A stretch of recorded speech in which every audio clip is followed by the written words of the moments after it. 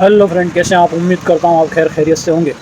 दोस्तों, मेरे पास ये एक एमरॉन का इन्वर्टर पड़ा हुआ है और ये 4 लिथियम के सेल पड़े हुए। तो दोस्तों, कल मेरे पास एक इन्वर्टर आया था जो कि नोट चार्जिंग में था, माइक्रोटेक का। चार्जिंग में एम्पियर नहीं ले पा रहा था, तो उसकी ये मेन लीड ख़राब थी जो कि एल्यूमिनियम में है। अंदर से कुछ ब्रेक है, ये वायर एम्पियर नहीं ले पा रहे थे। तो दोस्तों, मैंने मेरे इन्वर्टर से वायर निकाल के फ़िलहाल लगा दिए थे। काम बहुत ज़्यादा था, बारिश भी हो रही थी और वायर अवेलेबल भी नहीं हो पाया, तो वो मैंने उसमें लगा के कस्टमर को रवाना करा। और ये मैं आज ये 4 mm का वायर लाया हूँ। वैसे तो इसमें 10 mm का वायर लगेगा, पर 4 mm का वायर लगा कर हम यहाँ पर इसे यूज़ करेंगे। वैसे इन्वर्टर तो मेरे पास यहाँ पर माइक्रोटेक का लगा हुआ भी है, पर मैं इसे भी यूज़ करना चाहता हूँ। ये कल हमारी एक लॉटरी लग गई।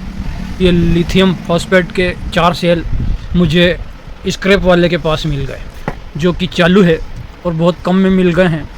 अब ये इसके BMS का क्या मामला है वो हम देखेंगे और इसकी वायरिंग करके इस इन्वर्टर पे इसे चला कर देखेंगे। दोस्तों, मेरे क्षेत्र के सभी स्क्रैप वालों को मैंने कह रखा है कि मेरे लायक कोई चीज़ आए तो मुझे बताना। तो कल ये एक स्क्रैप वाला मुझे दे गया। स्क्रैप वाला इसलिए दे गया कि इसकी वैल्यू आगे तो 0 है, पर ये अगर 4 सही निकल गए, एक भी सही निकल गया, तो भी हमारी काफ़ी बचत हो जाएगी। नए का क्या रेट है, A ग्रेड सेल का क्या रेट है, B ग्रेड सेल का क्या रेट है और C ग्रेड सेल का क्या रेट है और इसकी क्या लाइफ है, उसके सब के बारे में हम बात करेंगे। तो शुरू करते हैं ये वीडियो। पहले तो मैं इसमें ये वायर डाल लेता हूँ, थिम्बल विम्बल डाल लेता हूँ, उसके बाद में इसके BMS को समझेंगे, उसके बाद इसमें वायरिंग करेंगे और ये मुझे कितने का पड़ा, नया कितने का होता है, क्या लाइफ होती है, वो सब समझेंगे। तो शुरू करते हैं ये वीडियो।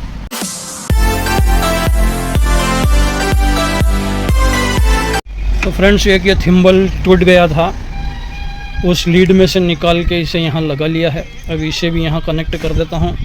ये मेन वायर यहाँ कनेक्ट कर दिया है और ब्लैक सर्किट में कनेक्ट कर दिया है यहाँ। ये ऐसे अच्छा सोल्डिंग वगैरह भी पिला दिया है। अभी इसे लगा लेता हूँ और चेक करके देखते हैं। तो फ्रेंड्स, अब ये BMS को मैं यहाँ डबल टेप से लगा देता हूँ। ये इसका हीट सेंसर है। ये नेगेटिव बैटरी की ओर से आने वाला है और ये नेगेटिव चार्जिंग की ओर जाने वाला है। और ये रेड वायर इसका BMS का यहाँ से ब्रेक था।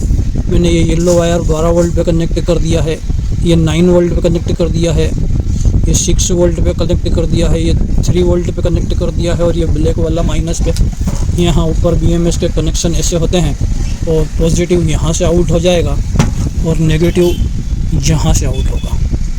चलिए, मैं इसकी भी वायरिंग फटाफट से कर लेता हूँ, उसके बाद हम इसे इन्वर्टर पे लगा कर देखेंगे। तो फ्रेंड्स, मैंने ये BMS यहाँ पर डबल टेप से चिपका दिया है और ये मैं आपको बतला भी देता हूँ। ये 50H का 3.2 वोल्ट 50H का एक सेल है और ये इस तरीके से 4 सेल है। तो 4 सेल मिलके 12 वोल्ट बनाएंगे 3.2 के हिसाब से। और ये यहाँ बैटरी का नेगेटिव इन और यहाँ बैटरी का नेगेटिव आउट, इस प्रकार से कनेक्शन होते हैं। और ये अलग अलग सेल को चार्ज बैलेंसिंग रखने के लिए ये होता है। एक 3.2 पे कनेक्ट होता है, एक 6 वोल्ट पे कनेक्ट होता है, एक 9 वोल्ट पे कनेक्ट होता है, एक 12 वोल्ट पे कनेक्ट होता है। और ये हीट सेंसर है, बैटरी का टेम्परेचर मेजर करके इस BMS को बतलाता है कि आपको कट होना है या आपको चार्ज होना है या आपको बाईपास करना है। सारी बातें ये BMS एक तरह का इस बैटरी का दिमाग है। और इसकी लाइफ अगर दोस्तों देखी जाए तो अगर A ग्रेड सेल है तो 20 साल होती है, B ग्रेड सेल है तो लगभग 15 साल और C ग्रेड सेल है तो लगभग 10 साल। तो ये दोस्तों, न्यू A ग्रेड सेल लगभग 4500 रुपये का आता है, B ग्रेड सेल 3500 रुपये का आता है और C ग्रेड सेल लगभग 2500 से 2000 रुपये के लगभग आता है। तो दोस्तों, अगर ये हमारी इसकी लाइफ 10 साल नहीं 5 साल 2 साल भी चलेगी तो भी हमारे पैसे वसूल हो जाएंगे। ये बहुत कम में मैंने ले लिए हैं। अब ये मैं इसे चला कर देख लूँ, चार्ज हो रहा है, डिस्चार्ज हो रहा है कि नहीं हो रहा है, उसके बाद और आगे बात करेंगे। तो फ्रेंड्स, ये नेगेटिव पॉजिटिव बाहर कर लिया है और अब हम ये इसका वोल्टेज चेक करने लगे हैं BMS के बाद। ये दोस्तों नेगेटिव और ये पॉजिटिव, ये 12 वोल्ट, लगभग पूरे 12 वोल्ट।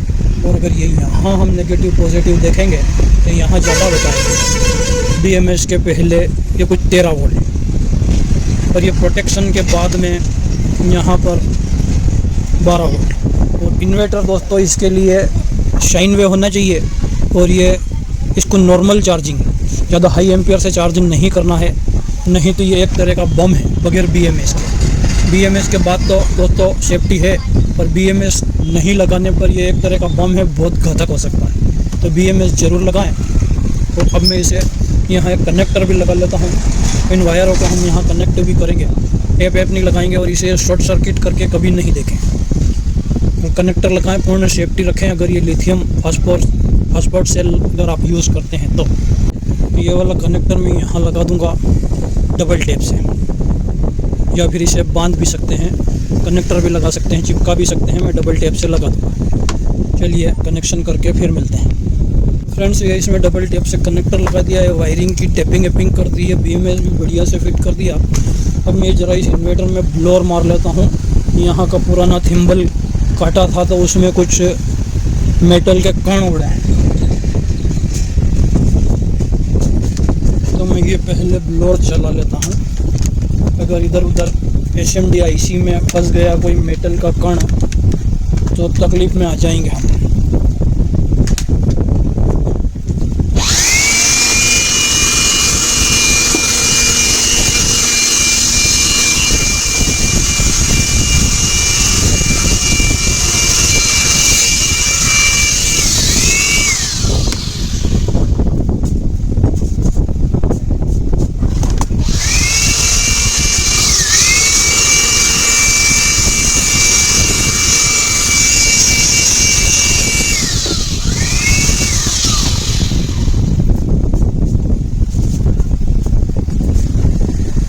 फ्रेंड्स अब जो भी होगा आपके सामने होगा। ये मैं इसमें लगा लेता हूँ पॉजिटिव,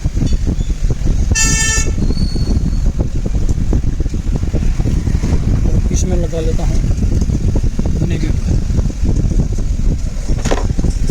अभी हमारा इन्वर्टर नहीं चला।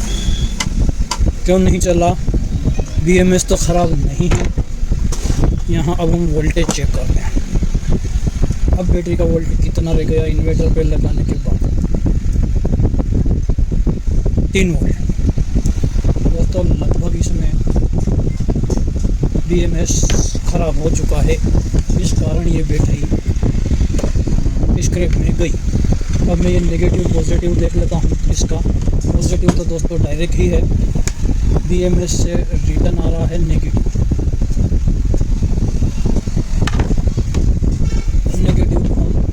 डायरेक्ट लगाते हैं, इन्वर्टर चालू हो गया। तब इस पर लोड भी टेस्ट कर लेते हैं। लोड के लिए मुझे वीडियो को रोकना पड़ेगा। फ्रेंड्स एक ये पंखा कनेक्ट कर लिया है, तीनों चीज़ें आपको दिखाई देती रहे। ऐसी व्यवस्था बनाता हूँ। ये इन्वर्टर का नेगेटिव लिया,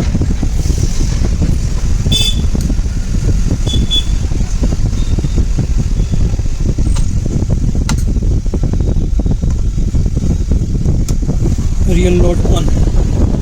बैटरी तो फटाफट काम कर रही है, BMS इसका काम नहीं कर रहा। दोस्तों हमें 40 एम्पियर का BMS मंगवाना पड़ेगा। चलिए मैं आपको इसका कैलकुलेशन बता देता हूँ। बिल्कुल बराबर मैनुअल रन कर रहा है। BMS ये ख़राब है, या तो हम हाथ से बनाएंगे या फिर नया मंगाएंगे। 40 एम्पियर का ये 50 H की बैटरी 12 वोल्ट पे है। ये दोस्तों मैंने 110 रुपये किलो ली है, 5.5 kg वज़न है, 550 रुपये इसके हुए हैं।